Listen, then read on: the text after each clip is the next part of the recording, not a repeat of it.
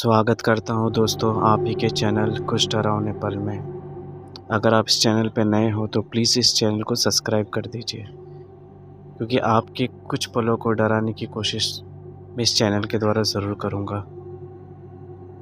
भारत में आज भी कुछ ऐसी साधनाएँ की जाती हैं, जिनके बारे में कोई खुल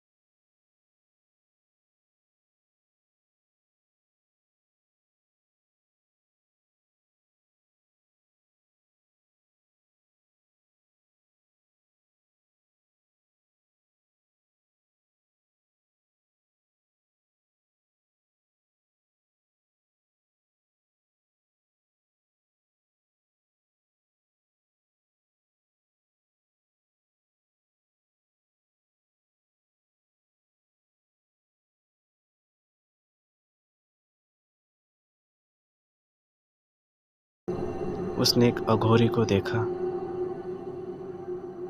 सोचने लगा कि इतनी रात को ये यहाँ पे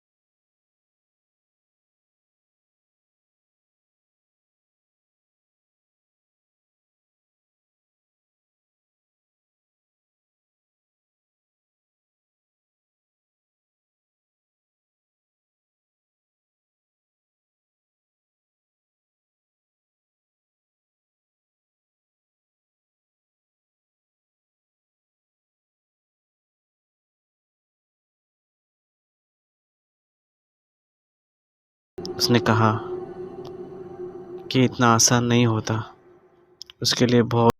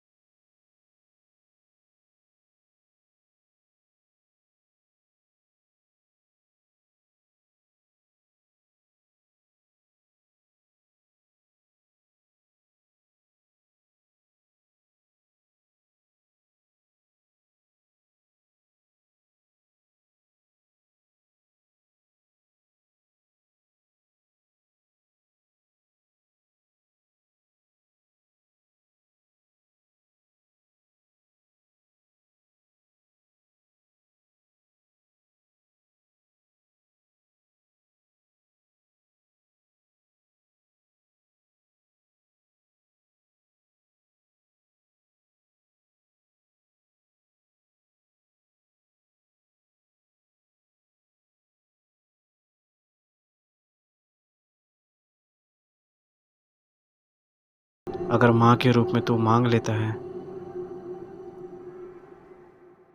तो माँ की तरह तेरी देखभाल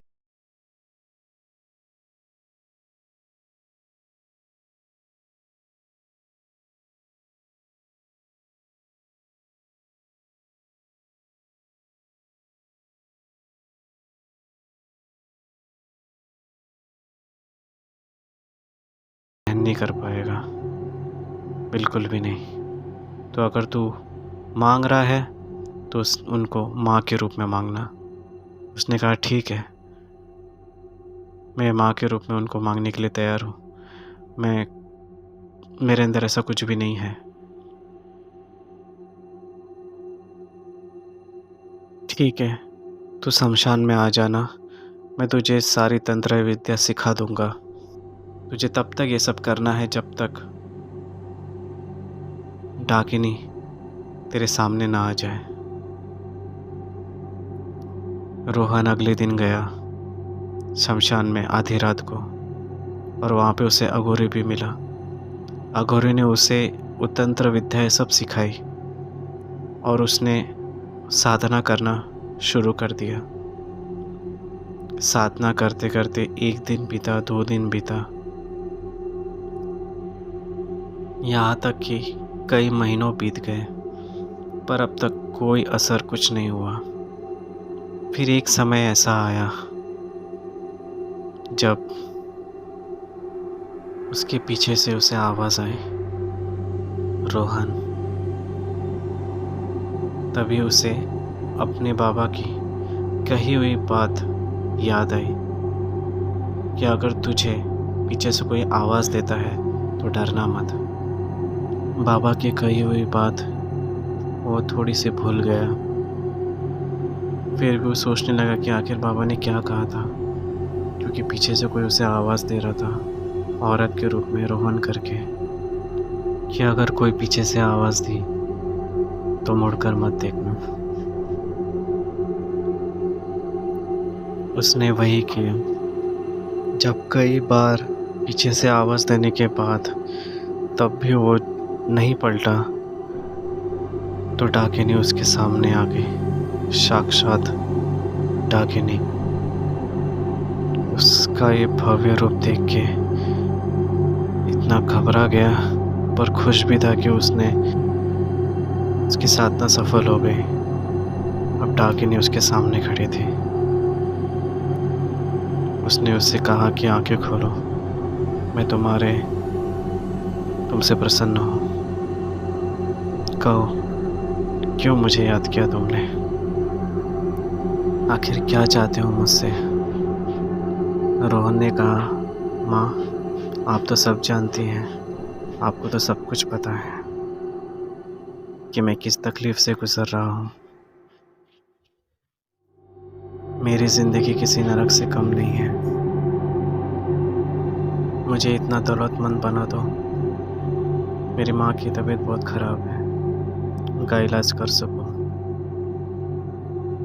मेरे घर पे हर रोज़ कर्जदार आते हैं, उन सब का कर्ज चुका सकूं।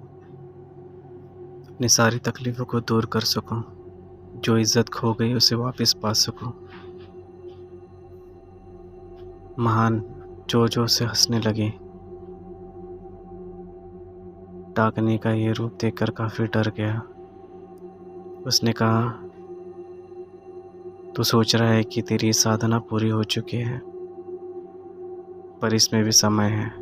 तुझे तो ऐसी कठिन परिस्थिति को पार करना होगा, तब जाके मैं मानूंगी, तब जाके मैं तुझे ये सब कुछ दूंगी। तो इसमें मेरी कुछ शर्तें हैं। तू मुझे पाना तो चाहता है, पर किस रूप में पाना चाहता है? पत्नी के रूप में, बहन के रूप में, या माँ के रूप में?